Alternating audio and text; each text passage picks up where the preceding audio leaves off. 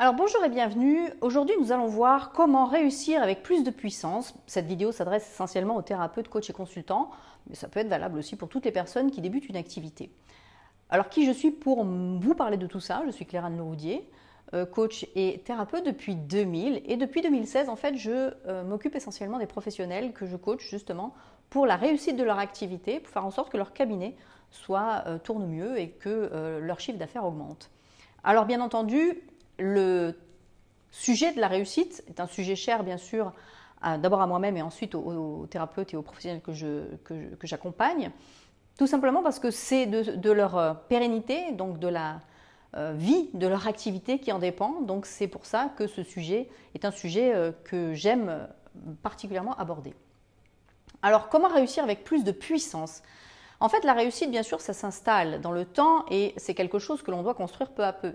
Il est nécessaire, bien entendu, de poser un objectif clair. Je l'ai dit j'en parle dans une autre vidéo, donc je ne vais pas en reparler aujourd'hui. Mais c'est vrai que poser un objectif, c'est quand même la base. Si on est très clair avec ce que l'on veut, si on le dit de façon affirmative, bien entendu, si on a une bonne estime de soi, parce que si on ne l'a pas, ça peut poser problème. Et qu'en plus, on a éliminé nos croyances limitantes vis-à-vis de l'argent, de la réussite et de notre place dans le monde, alors on va dire qu'il manque une chose peut-être, si tout ça est déjà réglé, c'est cette puissance. Comment arrive cette puissance et qu'est-ce que ça veut dire réussir avec plus de puissance? Alors déjà, à contrario, qu'est-ce que ça veut dire quand on ne réussit pas avec puissance? En général, c'est donc chez les débutants, mais pas seulement. Moi, je vois ça chez les thérapeutes déjà même confirmés et qui sont en galère parce qu'ils ont essayé des choses, puis ils essayent autre chose, puis ils refont des trucs, puis ils refont ci, puis ils refont là. Puis en fait, ils ne demandent jamais l'avis de personne, ils travaillent tout seuls et ils font et refont et défont et refont sans arrêt. Et ils s'épuisent pensant en fait faire les choses. Faire n'est pas suffisant. Il faut aussi faire les choses de manière avec un certain accompagnement qui peut être nécessaire à un moment donné justement pour trouver la bonne manière de faire. Parce que parfois, tout seul, on croit que les choses sont bien. Je me souviens d'une personne comme ça qui avait une carte de visite qu'elle trouvait magnifique. Elle m'a dit, donc elle nous avait partagé ça dans un groupe de thérapeutes que j'accompagne. Et en fait, elle était très fière de sa carte de visite. Or, tous les retours qui ont été faits pour cette carte de visite, c'était « Mon Dieu que c'est triste. Est-ce que tu accompagnes uniquement les deuils? Est-ce que tu accompagnes les personnes qui accompagnent elles-mêmes des mourants ?»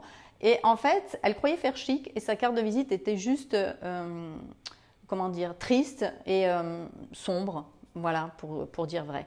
Donc, lorsqu'on est tout seul, ça ne suffit pas, il faut se faire accompagner ou alors demander autour de soi à une dizaine de personnes, une vingtaine de personnes qui nous entourent, systématiquement ce que les gens pensent de ce que vous faites. Parce que le fait de travailler tout seul fait qu'on croit avoir trouvé une bonne solution ou une bonne stratégie ou une bonne esthétique. Et en réalité, ce n'est pas du tout comme ça que la réalité se produit. Parce que la véritable réponse sont là avec les gens, les vrais gens de la vraie vie, et non pas avec notre imaginaire. Donc, sortez du perfectionnisme, confrontez-vous plutôt à la vie, c'est-à-dire demandez à des gens qui vous entourent. Chaque fois que vous produisez quelque chose, je parlais de la carte de visite, mais ça peut être aussi une présentation, ça peut être une brochure, ça peut être même une présentation orale. Et donnez cette présentation aux gens et dites clairement après qu'est-ce que tu penses de ça, qu'est-ce que tu en retiens de ce que je t'ai dit, pour avoir un retour son, c'est comme ça que j'appelle ça, pertinent, qui vous aidera à reconstruire, à revisiter votre communication. Mais il y a quand même des conseils que je vais vous donner pour réussir avec plus de puissance. Bien sûr, il faut arrêter de faire tout ça, c'est-à-dire trop refaire tout seul. La solitude ne paye pas pour la puissance. En revanche, ce que vous allez devoir aussi, enfin pas en revanche, ce que vous allez devoir aussi arrêter, c'est arrêter de vous disperser. À la place, qu'est-ce que vous allez faire? Vous allez faire focus sur non pas ce qui vous manque pour réussir. Ce n'est pas de rajouter qui est important, c'est d'enlever. La seule chose que vous devez garder dans votre tête, dans votre cœur et dans vos tripes, et c'est vraiment important que ce soit lié, on appelle ça d'ailleurs aligné. Quand on est aligné, c'est que instinctivement, et dans notre cœur et dans notre tête, tout s'aligne sur « je réussis mon activité, je suis à la bonne place, au bon moment, avec les bonnes personnes, avec le bon outil, la bonne méthode, pour réussir mon activité et donc pour apporter, parce qu'en fait on ne réussit pas si on n'apporte rien aux gens, hein. Donc, c'est apporter un maximum de mieux-être à un maximum de gens. Focalisez sur ce que vous donnez aux gens. Focalisez sur l'apport positif que vos interventions peuvent avoir sur eux. Et je dirais presque que ça doit être comme un mantra. Un mantra, on le répète des milliers et des milliers de fois. Eh bien, c'est ça. C'est des milliers et des milliers de fois que vous allez pouvoir répéter tout ce que vous apportez aux gens. Vous pouvez vous référer justement aux clients que vous avez déjà eus et vous rappeler tout ce que ces gens-là ont eu en mieux, qu'est-ce qu'ils ont amélioré dans leur vie, les retours positifs qu'ils vous ont donnés par rapport à l'accompagnement que vous avez donné. Focus là-dessus. Et en focus là-dessus, qu'est-ce qui va se passer? Il va se passer que petit à petit, il n'y a plus que ça qui compte, plus que cette réussite, plus que les gens que vous avez eus et pour lesquels ça a bien marché, qui ont eu de bons résultats. Ce focus est important, pourquoi? Parce que c'est l'énergie nécessaire que vous devez laisser circuler en vous pour attirer les situations identiques. Ça, c'est la loi d'attraction, encore une fois. Et l'abondance, elle ne se crée pas par hasard, elle se crée lorsqu'on se relie à l'abondance. Donc, reliez-vous à toutes les situations de réussite que vous avez eues, dans le cadre de votre cabinet, bien entendu, et faites tourner ça en boucle dans votre tête, tout ce que vous apportez de positif aux gens. Ça, c'est la première des choses à faire. Ensuite, bien sûr, cessez le perfectionnisme. Le perfectionnisme, c'est la fourmi qui ne cesse de travailler. Et s'il y a une tempête, elle recommence, puis elle recommence, puis elle recommence. Elle ne fait que travailler. Et elle est tout le temps sur les menus besognes.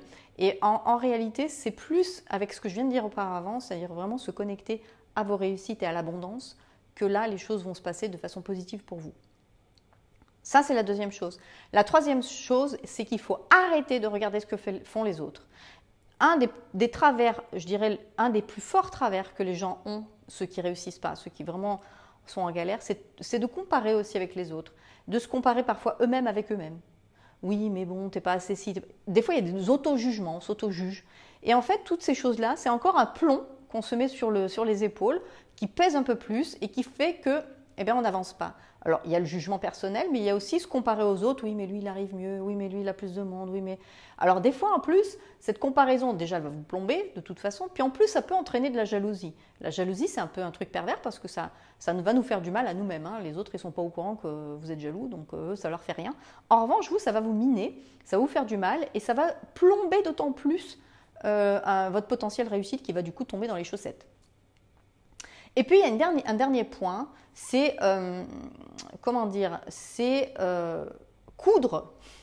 C'est une métaphore, mais tout à l'heure je parlais d'objectif, c'est comme vous voyez votre objectif et ce fameux mantra que vous vous récitez de toutes vos réussites, et l'objectif qui est justement d'avoir, je ne sais pas, un certain nombre de clients par semaine, un chiffre d'affaires, et puis d'aider plus ces personnes, d'aider de plus en plus de monde. Et cet objectif complet, vous allez le visualiser.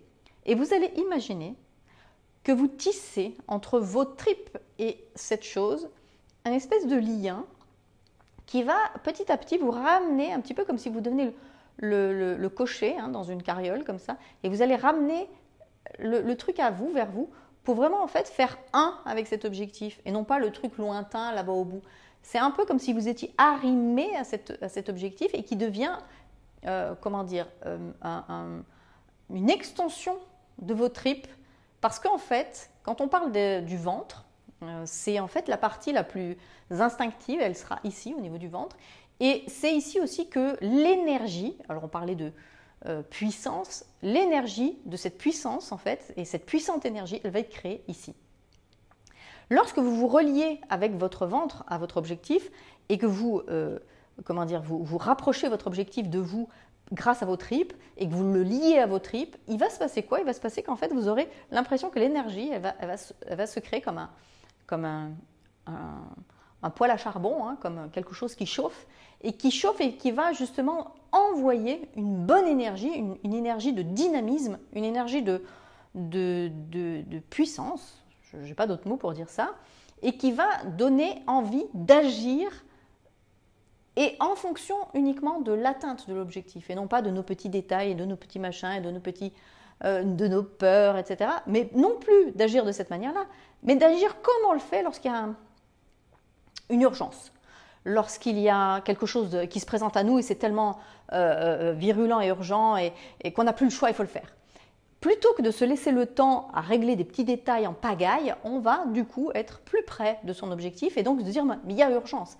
Et donc cet élan-là va faire que vous aurez un élan à aller dans les actions les plus pertinentes parce que l'instinctif, il agit dans l'urgence, donc il sait exactement ce qu'il faut faire à chaque instant parce qu'il va à l'essentiel en fait. Alors que le mental, il va passer par maintes analyses avant de prendre une décision et quant aux émotions, elles sont tellement perturbantes parfois qu'elles peuvent nous freiner simplement parce qu'elles nous font monter, descendre comme si c'était les montagnes russes.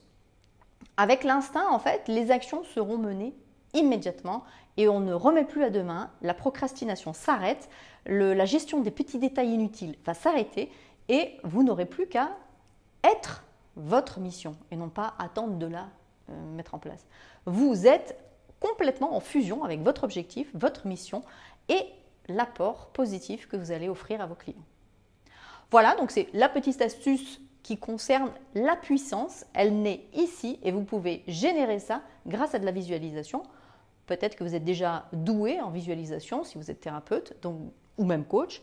Et dans ce cas-là, je vous laisse imaginer la suite et comment vous allez pouvoir mettre ça en place pour votre profession spécifique. Si tous ces conseils vous intéressent, si vous avez envie de savoir comment réussir votre activité, si vous avez besoin d'avoir des clés pour ça, eh bien n'hésitez pas à vous inscrire à la conférence que je propose. Il y a un lien en dessous de cette vidéo que vous trouverez en dessous et qui vous permettra d'assister à une conférence dans laquelle je donne des clés, je donne mes astuces justement pour pouvoir tout simplement vivre mieux de votre activité, attirer à vous plus de clients, c'est-à-dire être capable justement de donner les informations nécessaires à ces personnes pour qu'elles comprennent exactement ce que vous êtes en train de faire, ce que vous apportez au monde, quelle est votre mission, etc. D'ici là, je vous dis à très bientôt